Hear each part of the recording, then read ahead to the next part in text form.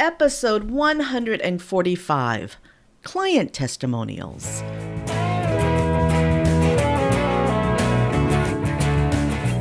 Welcome to Gratitude Geek, the relationship marketing podcast helping DIY marketers find your micro-influencer magic so you attract raving fans and repeat buyers. I'm your host, Candice Rodardi, and this week we've got part 2 of my conversation with copywriter Erin Ollila. In episode 144, The Next Right Thing, we chatted about neurodiversity, doing the things that fill you up in your business, and also the importance of repelling the wrong clients. This time, we cover everything you need to know about client testimonials, from how a brand new business can ask for testimonials to determining when an influencer endorsement is a very bad idea. Hey, Gratitude Geeks, the biggest card and gift sending holiday of the year is drawing ever more near. Release the stress of your holiday card sending and get it done now. You can make your holiday card and choose a specific date to send it. That means your stress over your holiday cards can be gone in just a few minutes for the rest of the season. Learn how at relationshipmarketingcoach.com. Let's get into it. We need to talk about testimonials. Yes. Holy criminy. The whole reason why I wanted to have this conversation with you is because of testimonials.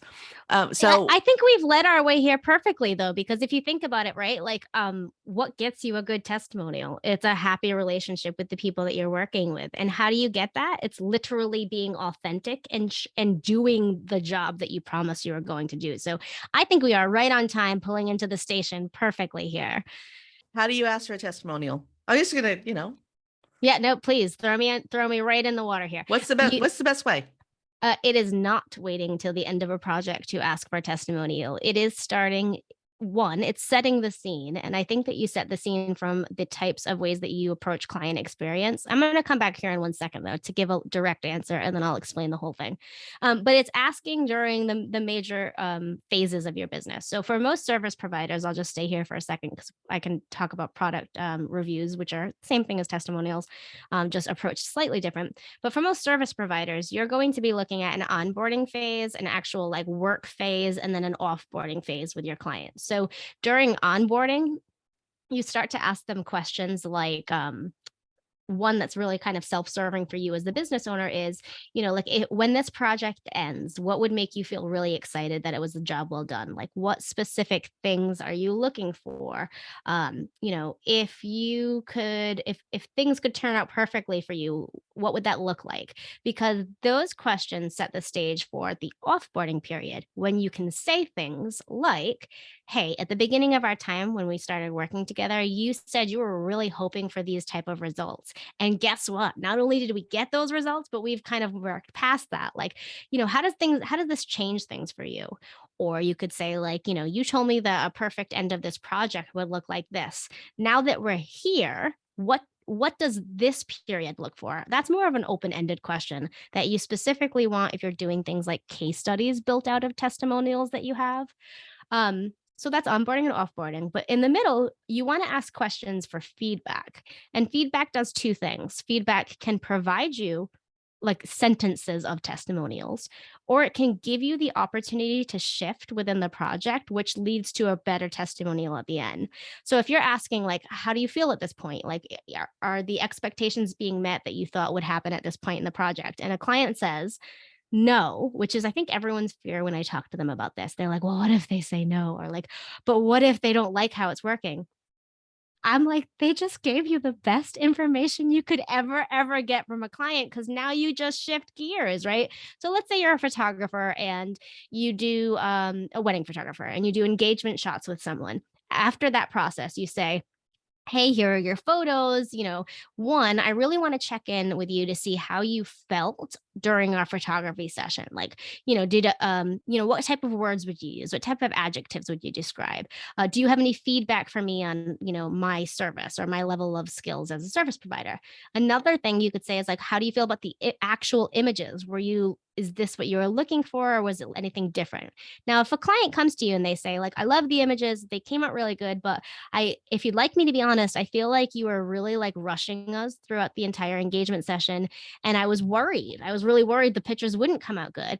Well, that could feel crushing, but they just gave you the exact answer to how to show up on the wedding day they need to feel better. They need to feel safer. They need to feel not rushed. They need you to be a little more patient with your request. So you can change. You can say, great, I'm going to work on that. I'm going to make sure I focus on that for your wedding, that you don't feel rushed so you can have the best experience possible. So just hearing them and confirming that like what they're saying is you understand and you're going to make adjustments is going to make them feel so much more confident about the rest of the process. And that's like the initial spark of a testimonial. Like, oh wow, they really listened to me. But then on the wedding day, you show up. Maybe you're doing a little work behind the scenes to outline your day better so that way you get the shots that you need. Or maybe it's literally just verbalizing things throughout the process, like, don't worry, bride. Like, we're really on schedule. Like, you're doing a great job. I'm so happy we're getting the shots that we need. Whatever it is, depending on the circumstance, that is just giving them that experience that's really exciting for them, that feels like, okay, like deep breath out. Like, this is what I was hoping for. This is what I wanted. So, if it is the negative response halfway through a project, take that as information for how to change as the service provider and adapt to your particular client. Then use that again as fodder for the final questions to be like, hey, after that engagement session, I know you were really worried about like me rushing you. And I really, really tried to adjust that during your wedding. Like, could you say anything about the wedding experience on if it was better for you? Like, what did you like about that? Then they're just going to give you that specific information that you can use for a testimonial.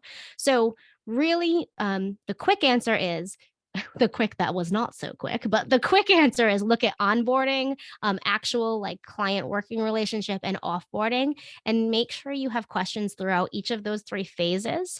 Some of them, the answers to some of those questions will be actual testimonial sentences. Other times you might just use them as information to bring to the next phase and ask a different type of question to hopefully get an answer at that point. And I'm assuming you're doing this in writing. Yes and no. That's actually a really great question because I think that personally, some of the best testimonials I've gotten have been on video calls with my clients. And it actually took me a little while to recognize this within my own business. I was doing a lot of email based or questionnaire based questions and kind of thinking, gosh, Erin, like you're a copywriter and you can't even get your clients to say like specific things, right? I was getting a ton of like, wow, that was so great. I loved working with you. And it just felt like a letdown because I loved my clients and I knew they loved me and I knew they were so happy, but it was so unspecific of a testimonial. So what I started doing personally, and this is a secondary point to what I just said, is listening, being the listener. So if I'm on a copy review call with a done for you client, and they say something like, I cannot believe how well you captured my voice, I will either physically write it down, which I do because again, ADHD, I need to like put it down or it will not get in my head.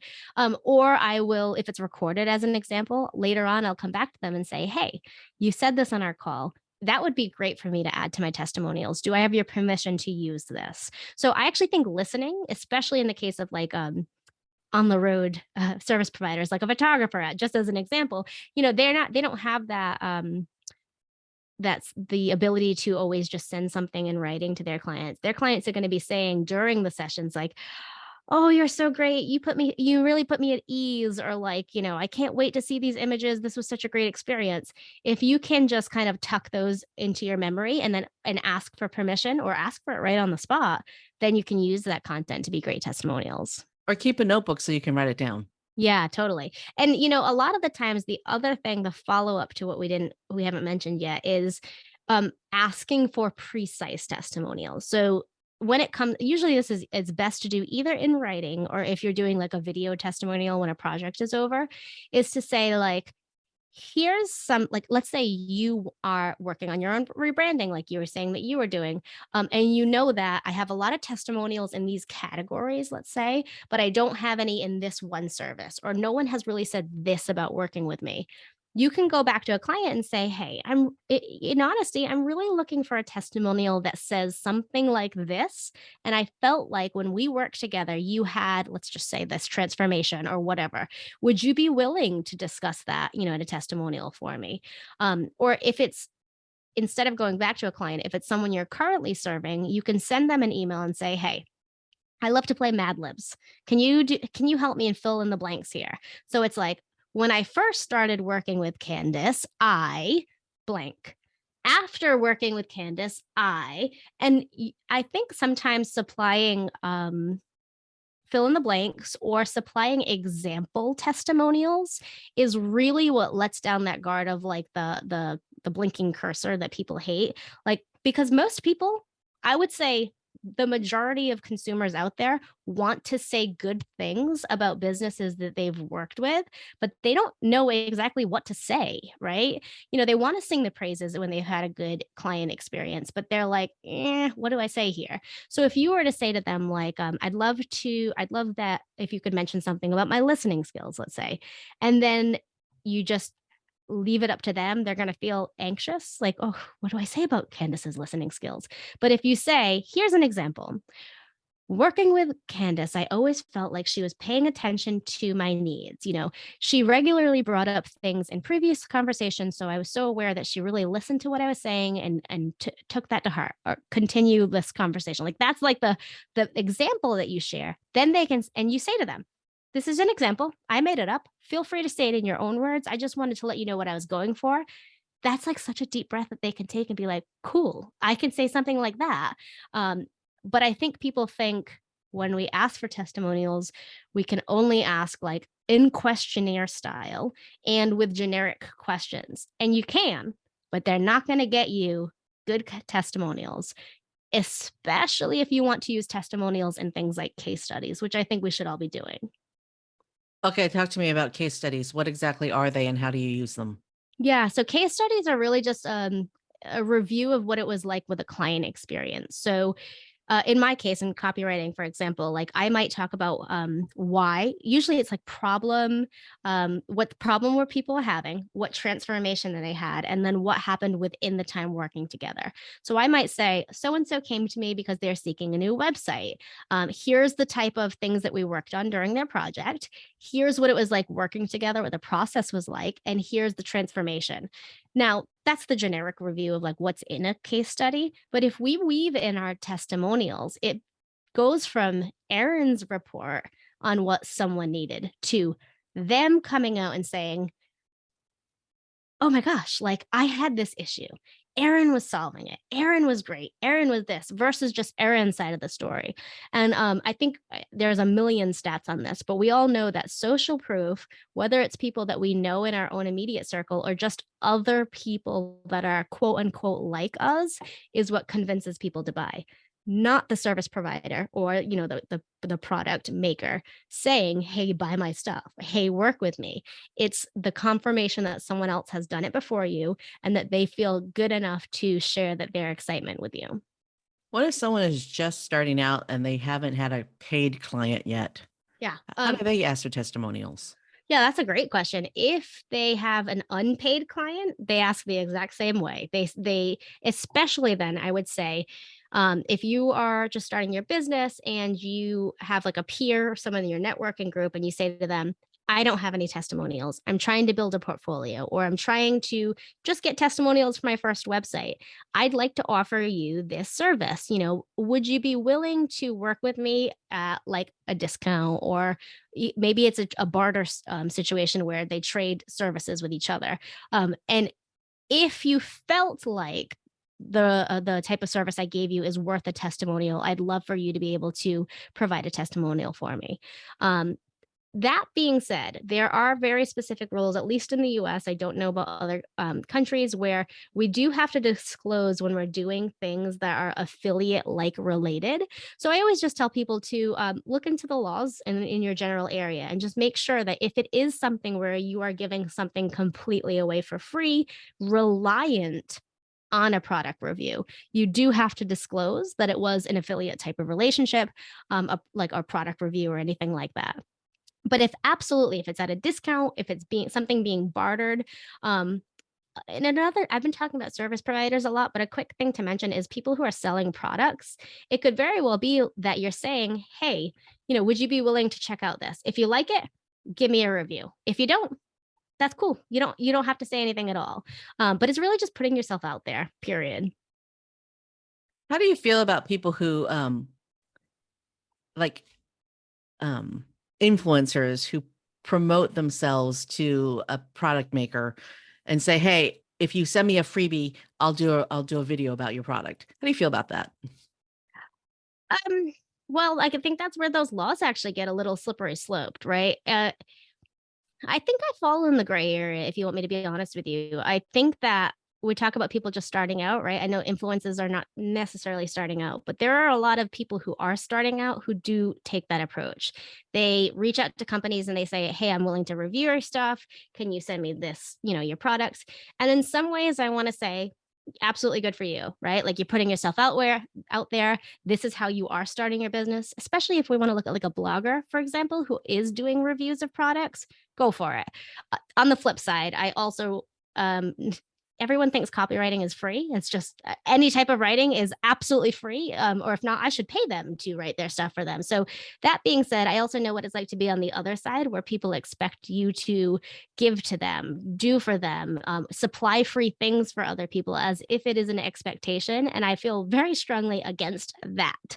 So while I know I kind of just walked around that, I in some ways think cold outreach is so important for certain types of businesses. And I think if you can do it ethically and do it in a way that feels good for both you and would make the company feel like they're getting something out of it, go for it, do it. But I also think, again, this really goes back to our early conversation about authenticity. It's doing it in a way that is actually giving that business you're reaching out to a benefit. Like, what is in it for them? That's what you have to think of when you reach out.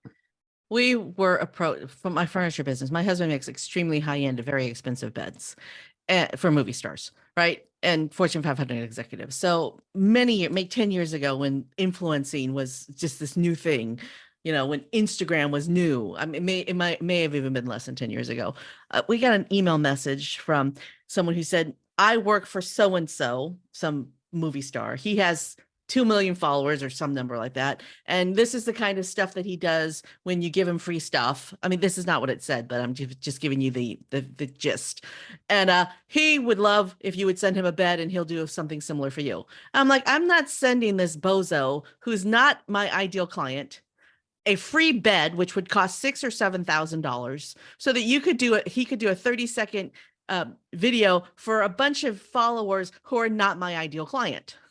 Yeah, I think that's also why when I bring up like how is it beneficial, it's really important to consider that, right? Because think about it this way. Social media is not going to get that any farther. But let's pretend, and I mean this is so stretching your example, but let's pretend that that person actually was worked at a mattress company, right? And he wanted the bed. Well, maybe that is a good person that you would consider that for. Another way I think this plays out, especially in like the DIY world, is people who sell products. I know for myself this year, like prior to this year, I really did not care about email growth, email list growth, because all of my clients were referrals. Someone works with me, loved working with me, passed me on to someone there in their network. But also I know the danger of that. Like, we really as business owners need to market our own self. So I decided to focus on growing my list. And in doing that, I participated in some bundles or summits and things like this, where I was putting myself in front of someone else's audience. And in doing that, what I decided to do was to share my product, which is the testimonial toolbox, part of why we started talking about testimonials, with their bundles as something that would be included in the price. So for the most part, I was not making money off of this product I created. Yet in doing so, I've grown my list by hundreds and hundreds of people because they purchased the product through the business that they already trusted, came to me, to my product, took a quick peek to say, like, is this worth it for me? Like, will I find any value here? And then a good portion of those people bought some of what I have that are like order bumps or upsells, which are like the actual list of questions that you can use, or emails that you can send to your former clients with the testimonial questions, right? So all of those people were never in my network before. They were not in my scope of vision to market to, and they had no clue who I was. As much as I like to think that I am well known, I am just one random internet person. But yeah, because they trusted the person whose bundle I was in, they decided to trust me and give me a chance, and that has helped business wise. So that's an example. I know it's very different from, thousands of dollars worth of furniture, but it's an example of why you might want to take certain risks or adjust your marketing approaches in a way to grow your own business, and how it's mutually beneficial. So the person running the bundle, they wanted people to give their products away for free so that they could earn money on this bundle and attract, more people to purchase it. That was beneficial to them, but it was also beneficial to me because, again, email list growth, those tiny products that grow along with it. So it's finding the right people to be able to adjust your marketing with and alongside of. Yeah. And you're absolutely spot on with choosing the right person to give it away to or to Mhm. add it to. And I didn't realize that you were doing it as a value added for other people's stuff. You and I might have to have that conversation because Yeah, I and think, it actually wasn't created for that. It was created because I was so sick and tired of my clients being like, "How do I get testimonials?" And I felt for them because I felt, again, like we talked about earlier, they were saying a lot of like shame like feelings, like they should have these things. They know they had, like, trying to speak to me as if they're saying like, "I promise people liked working with me," and I'm like, "Guys, cool, I believe you. I like working with you as your service provider." But we need social proof sells, and social proof sells in an ethical way, which I think there's a lot of that conversation in the world right now. Like, let's not like beat people over the head with problem based copywriting. Let's figure out how we can use psychological selling in a way that's healthy, right? And one way to do that is social proof, by sharing how other people like to work with you. So I actually created my product just because I wanted to help my clients and be like, here's a quick little teeny course. It's not going to take you a lot of time. If you just sit, listen, you're going to walk away from this and be able to ask the right questions, the specific questions, and then our work is going to be better together. But then, yeah, I mean, eventually I was like, well, I have this thing and it works, so let's include it in these ways to help my business grow as well. well, and personally, I think testimonials are the most important thing that you can gather. So Hmm. it's called the Testimonial Toolbox, Systemized Social Proof to Boost Your Business, and a link to purchase that will be in the show notes. And Thank you. it's so, um, and it's really, this is okay, listener. You've probably noticed that the format of this episode has been completely different than previous episodes. And Erin was really gracious enough to work with me on this new format. So thank you, Erin, for being my guinea pig. But Oh, not I love saying it. the episode number during the episode is going to be difficult for me. I don't even know what the episode Oh. number is. Anyway, check the show notes, gratitudegeek.com, and a link to Erin's toolbox, testimonial toolbox will be in the show notes. Okay, we need to wrap up, but tell me what to do with a testimonial. What do you do with it Yeah. once you have it? Yeah, great question. And honestly, you put it on your website. Number one, if you have a website, smack it right on your website. Get it on the homepage. I mean, you could put it on any or all of the pages if it is relevant for the type of information you're sharing on those pages. But in addition to that, like, I think a lot of people think that, the buck ends there when it comes to testimonials, and it does not. Um, there's different ways you can recycle it or you can repurpose it. So repurposing a testimonial will be taking like that content, like I mentioned, and writing a case study. And that could be the simplest case study in the world. It's like I mentioned before, why they worked with you, and then what you did for them, what you offered them, and then throw the quote in there from a client. Or it could be like a longer blog post where you really took the time to talk about the relationship you had with them, the needs that they had, and that could be a blog post for yourself. Additionally, share it in email, even if it's just a PS in an email, or take the testimonial and use that. And this is again where we're cycling a little bit, taking it and using that as an inspiration for the email. So if one client says, "Oh, you're a great listener," talk about why listening is important in your business. Put it on social media. Like we talk about people not wanting to do the reels. Cool. I mean, if you are still posting, create a visual, like a graphic with the testimonial written right on there, and then use the caption to explain why the testimonial is important or how the testimonial could serve your clients, like what they can learn from it. And there are other ways. I mean, it could be as simple as like if you have a podcast, talk about it on your podcast. Talk about why it meant a lot for you to hear those words from your clients. Talk about the change that you gave your client, because that's that social selling again. But really, it's using it. It's literally putting it where it could go and explaining why it's important. Awesome. Okay, so what's your favorite marketing tool, tip, or technique? Oh, my favorite marketing thing in general is SEO, which is search engine optimization, because I am just a strong believer that if we are going to create content, we want to make sure the content that we create actually gets in the right hands of our audience. I don't even know the number anymore, but there is probably, we're going to throw some air quotes on this, some Erin air quotes, a gajillion forms of internet posts out there, right? So if someone is searching, for anything, right? They're going to type it into this a Google toolbar or any search engine's toolbar, and they want those answers. So if we are not approaching our marketing, the content we create, the copy on our website pages from an SEO perspective, we're just really, it's like putting something out there in the wind and hoping it comes back to you. That is not ever going to serve your business. So if you can be slightly strategic, even if you take a completely uh, bare minimum approach to this and come up with a keyword on your own or a keyword phrase on your own for what you think your post is about, your podcast show notes as an example is about, then use that throughout the copy, throughout the title, throughout what the content that you're speaking, again, in a natural way.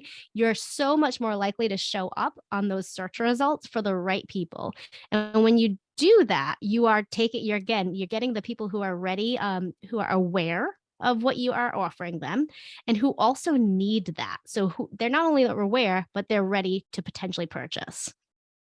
Excellent. I completely agree with you. SEO is so important. It's one of the reasons why I highly encourage people who want to blog to blog. Yeah. And I always say, if you think about your website, what do you have? Maybe potentially 7 pages that could rank on the internet to work with you. But if you blog, and let's just say you do it once a week for an entire year, that's 52 new ways. So 52 plus 7, that's almost 60 ways that people can now find your business. So if you're optimizing your content and you're creating more content, you are way more likely to get found than someone who just has their web pages done. True story, but one of the top pages on my website is a recipe I posted for is it turmeric? Turmeric is a spice. Turmeric Milk. syrup. Oh. I posted a recipe for turmeric. So it's only at the top, and it has nothing to do with my business whatsoever. So I need to actually thinking after having this conversation with you, I need to partner with somebody who that would benefit. And yeah. There's actually many ways to approach this. And I always tell people, like, this is sometimes that next best thing, bring back our Anna Frozen 2 here. How do you adjust your content? Now, for some people, they may decide to remove that from their website because it is not helping them. Other people, like you just mentioned, you might want to partner with a different type of business that maybe what you do is then you just get affiliate sales from purchases that they've made when you've sent clients their way. Or you can adjust the copy and then figure out a way, SEO wise, to relate your turmeric syrup to how important things like SEO are. Like, oh, look, you found yourself here. And don't worry, you are getting that recipe and you're going to get it right at the top of this article, because I am not going to like force you to stay here if you don't want to. But while you're here, can we pause for a second and talk about how important marketing is? And I'm going to explain that to you. You're going to get the turmeric syrup, and I'm going to tell you why I love turmeric syrup, but I'm also going to tell you why marketing is going to help your business. So there are so many approaches, and there's not one that's necessarily right or wrong. It's really looking at it from a strategic perspective and saying, how is this content serving me? Can it serve me? And how can I adjust it to serve me better? you gave me my homework assignment for the week. Good. We talked about this earlier when we first started, but I mentioned how I like to end my podcast episodes asking that connection question of who would someone like to be connected with. Well, I actually asked three at the end of my podcast. And the very first one I ask is, what kind of homework assignment would you give the listeners? So I am so glad that I am taking things that I actually talk about myself and bringing it here today. So you have your homework assignment. Everyone else, you go take your own homework assignment and peek at your website and figure out what you could slightly adjust to make it better for your own business. There's your homework assignment, listener. Go to your website stats, figure out what your top page is, and figure out what you can do to make that page just a little bit better, or article or post. All right. Yeah. So I'm like you. I have two questions I ask at the end. Well, I actually have three. Please do. Is there anything we didn't talk about that you want to talk about? Oh, I mean, anything and everything. No, I don't think so. I think that we covered, a lot, like really, when it comes to our business, we want to determine who it is that we want to be within our business and how we want to show up. We want to authentically be that person throughout our own marketing and messaging. We want to take the work that we're going to do into creating content and make sure it actually gets in the hands of the people that we can best serve. And while we're doing that, we really want to use our former clients' kind words that they have for us to be able to convince those potential leads that you are the right person, all while repelling people who don't fit that well with you. That's totally okay. That is a blessing to repel people, but that's really it. I mean, that is marketing in a whole, especially for tiny business owners. This doesn't relate that well to huge businesses, but if you are small, whether you're even maybe a medium-sized business with handfuls of employees, doing all of this is going to sell so much better for you. I have two major takeaways from this conversation. Number one, what's the next right thing? Number two, it's a blessing to repel people. It is. No, I mean, if that's what you take from having a conversation with me, I feel like I have just won the week and I could just go to sleep for the rest of the week, because you totally won the week. Yeah, those are just two very important things. And I think that, business feels so much better if you have realistic expectations, right? And a realistic expectation is just a tiny thing. Like the tiny work that we do is going to make us feel proud of ourselves. It's going to make us be more authentic. So yes, thank you. I'm glad those were your two takeaways. I don't think I could have come up with better takeaways to share. Awesome. All right. So this is your moment of gratitude. For whom or what are you most grateful? Oh, yes, I was supposed to be prepared for this. Okay. I like to just I like that I'm not prepared, because the first person that came to mind is someone who I think is a little bit of an unsung hero when it comes to my business. And that would be my husband, specifically because I don't think I would have ever in my life started my own business if it wasn't really for him kind of forcing me to do it. At the time I mentioned, I was working for a great marketing company and I loved the people I worked with. I did have a lot of flexibility. I was able to work remotely with my children. And then, honestly, our life circumstances just made that difficult, like with my husband's work schedule and how things had shifted there. And I think he just looked at me and he was like, you do great work. Like, I hear you. You work hard. You're like dedicated, and you have all the skills in the world. Why are you not doing this for yourself? You can set your own hours. You can stay home with the kids, which is what I wanted to do at the time. Side note, listeners, it is very hard to work with no childcare. I have done it for 7 years of my life. Next year, I think I will have all of my children in the public school system, and that will be a big moment of gratitude for me. But yeah, I was really afraid. I am definitely someone who is anxious and lets fear make me pause before making decisions. And that's okay. I mean, I'm older now, so I can accept my own flaws, but that is something that's very true for me. I'm nervous to do things. And if it wasn't for him just being like, dude, I take care of the health insurance. That is probably the biggest hindrance to you starting your own company. So I do that already. Go and do it. I don't know if I would have. And, like I said, I'm working on 7 years here and it is my baby. I have put in all the work myself, but I really got to be grateful for him to give me the push that I needed to be able to do it. Thanks for being here, Erin. Thank you so much for having me. This was a fun conversation. Thanks for joining us this week for Gratitude Geek, the relationship marketing podcast helping DIY marketers find your micro-influencer magic so you attract raving fans and repeat buyers. Your time is precious, and I am ever so grateful that you chose to spend your time with us today. Be sure to check the show notes at gratitudegeek.com, episode 145, for links to all the groovy resources mentioned today, and of course, to connect with Erin Ollila. If you enjoyed this episode, why not leave a 5-star review? Look for the Leave a Review link in the show notes. gratitudegeek.com, episode 145. Our theme music is track 14 by Rev Brock and Solily. I've been your host, Candice Giardardi. Join me on my mission to spread gratitude, sow seeds of appreciation, and harvest a bounty of generosity and kindness. Stay groovy, my friends. Stay groovy, my friends.